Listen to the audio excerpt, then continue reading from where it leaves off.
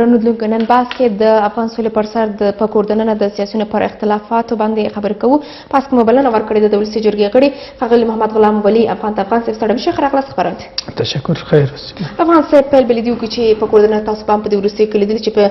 سیاسیونو ترمنځ ډېر زیات اختلافات رامنځته شوي چې دا ډېره جدي مسله ده. څه فکر کوئ چې تر کومه حده پورې به دغه اختلافات دغه کورني اختلافات د سولې پروسه زیانمنه کړي؟ تشکر. بسم الله الرحمن الرحیم. لومړی تر هر څه دمخه تاسو او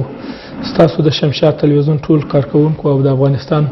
هغو ولسونو ته چې زموږ موضوع او بحث ته ګوري او یا موږ تعقیبوي ویني مو سلام او احترام. د دې نه وروسته راځو د سولې په پروسه کې د سیاسیونو اختلافات مطلقاً د سولې پروسې ته یو جدي ګواښ دی. ولې موضوع اصل دا ده چې زه وایم سیاسیون دي ټول د حکومت سره هماهنګ سي او حکومت ته د مشوره ورکړي او حکومت ته پرېږدي د سولې موضوع او بحث ته پرېږدي. ځکه حکومت چې دی مسؤل دی وخت کې چې څوک مسؤلیت لري ورسره صلاحیت ترڅنګ لري هغه سیاسیون چې په افغانستان کې کار کوي ټول تر یوه چتر لاندې او تر یوه عنوان لاندې موږ باید کار وکړو او دا جنګ او دا بدبختي او دا ناخوالې د ټولو افغانانو مشترکې دي. که نن زه د دې جنګ قرباني کېږم سبا ته بل سبا بل سیاسي دی بل زه وایم د ټولو سیاسیونو څخه زما د یو افغان په صفت هیله او ارزو او تقاضا دا ده چې دوی دې فقط د افغانستان حکومت ته د یو مشورې په صفت پاتې سي، نه د یو جبهې په شکل، نه د یو اپوزیسیون په شکل د سولې په پروسه کې. صلح د ټولو افغانانو دپاره یوه اړینه او ضروري لار ده چې ټول افغانان دې ته متوجه دي. د دې تقاضا د ملت او حکومت دغه سیاسیونو څخه لري چې باید د سولې په پروسه کې کار وکړي. صلح زما په نظر یوه عمل منفیه پروژه ده چې هر افغان اوس هم دې راګرځو افغان صاحب چې کوم اختلافونه چې د افغان سیاسیونو ترمنځ باندې روان دي دا څومره پر ملي ګټو باندې سوار اختلافونه دي؟ دا مطلق زموږ ملت د ګواښ سره مخامخ کولی شي، زموږ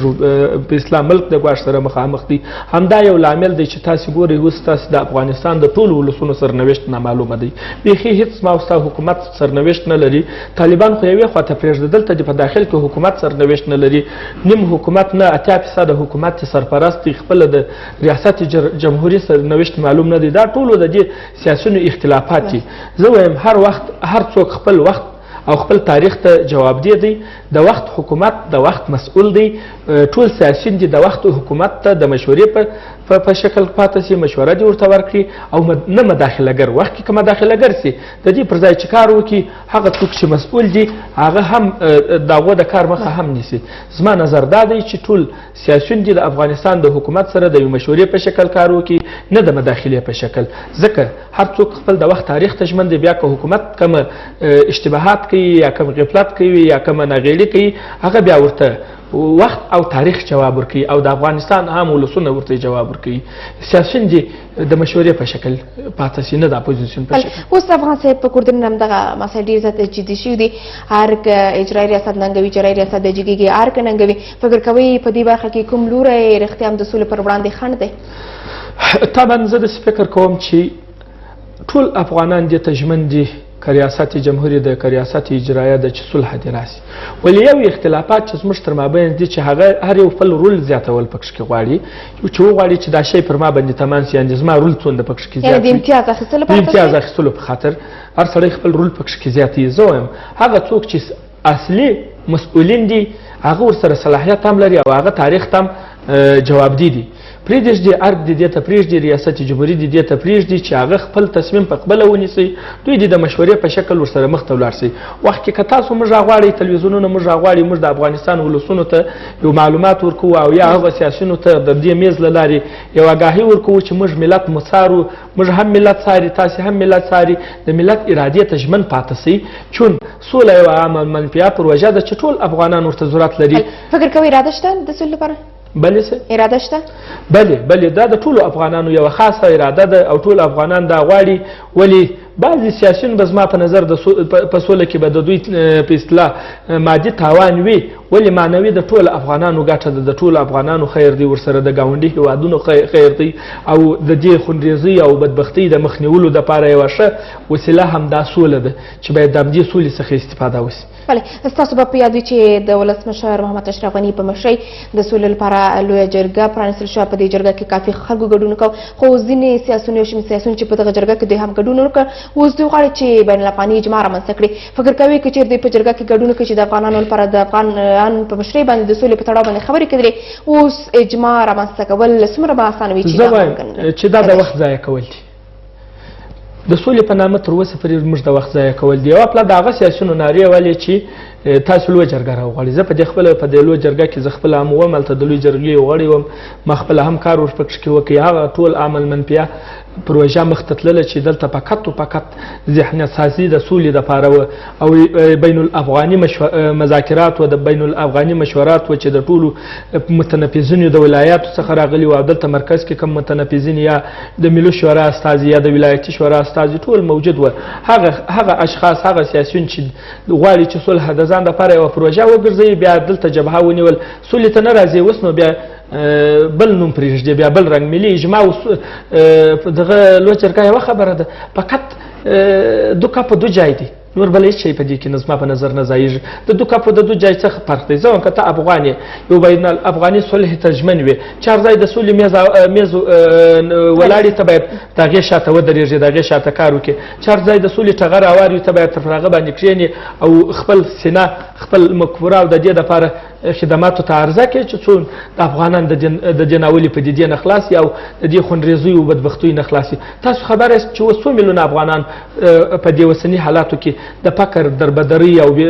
بېروزګارۍ او د مرګ کوش سره مخامخ دي. دا د هغو ټولو سیاسیونو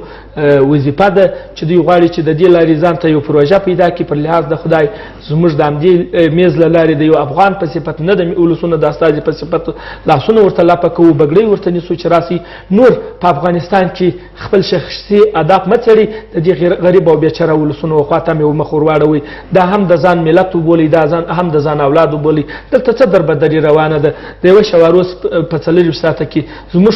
څومره مشکلاتونه څومره ځوانان په تباه کېږي او زموږ ملک څومره شاته روان دی او زموږ د ملک سرنوشت کومه دی په یو مبهم حالت کې اوس فعلا قرار لرو. زه وایم چې د ټولو سیاسیونو یوه معنوي دنده دا ده چې راسي د سولې تر عنوان لاندې ګډ کار وکړي او د مشورې په شکل د حکومت سره ولاړ شي چون حکومت مسؤل دی. وخت چې مسؤل شو بیا دې ته راګرځو سره دی چې حکومت مسؤل ده حکومت د دوی په چارو کې ناخبر ده حکومت پکې نه دخل کوي. د ښاغلي محقق په کور کې همدغه سیاسیونو غونډه نیولې ګواکې دوی پر دې باندې کار کوي چې دوی یوه نوې طرح باندې کار وکړي تر هغو چې دا د سولې پر وړاندې دغه طرح باید ما سره تمام شي. فکر کوئ دا چې حکومت پکې داخل د حکومت خبر نه ده دا طرحې به کار ورکړي حکومت ته د منلو وړ ده نه هېڅکله. موږ د هر څه دپاره د نظام دپاره 3 قوې په راس کې لرو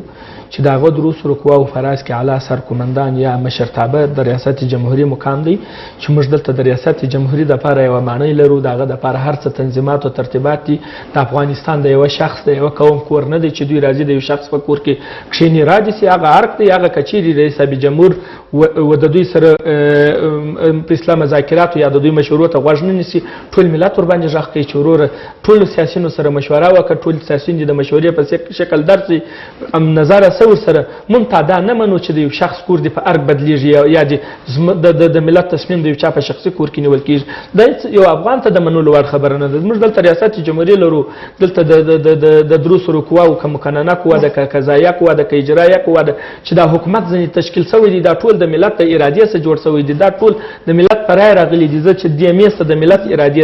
رسولی نن چې ستا مخ ته ناست یم تا ته جوابدې یم ته زما څخه پوښتنه کوې زما نظر ګورې دا د ملت اراده ده. ولسونو په ما باندې اعتماد و باور کړی دی چې نن زه راغلی یم دلته ژمن یم هم چې نن ریاست جمهوري رئیس جمهور د ولسونو په رایه باندې راغلی دی د ولسونو په خوښه باندې راغلی دی او دا د ولسونو اراده ده. نن که دی د ولسونو ارادې ته سره کم انعکاس ورکوي دا د ده مسؤلیت و صلاحیت دی. د خپل وخت تاریخ ته هم بیا جوابدې دی. دی مجبور مکلف دی چې ولسونو ته جواب پیدا کړي او د ولسونو د ارادې سره سم ولاړ شي. نه د محقق په کور کې نه د ان په کور کې نه د آن په کور کې.